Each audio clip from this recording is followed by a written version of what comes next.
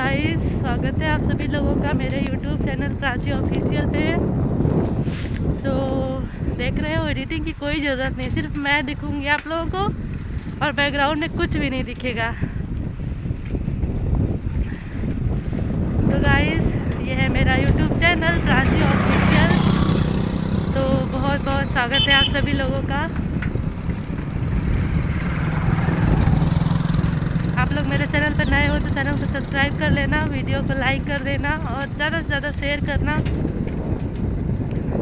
ताकि थोड़ा सा मैं मोटिवेट हूँ आप लोगों के इतना ज़्यादा प्यार मिलने के बाद। क्या बताऊँ आप लोगों से, सिर्फ आप लोगों के लिए वीडियो लेके आती हूँ एवरीवन, वरना इतनी ठंड में मेहनत कौन करता है।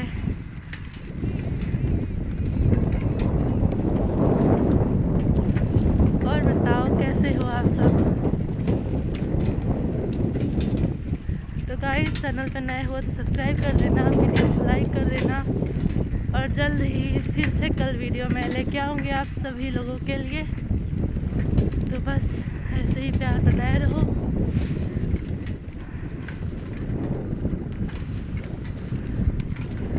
No editing, no background clear. आज है नेचुरल बैकग्राउंड,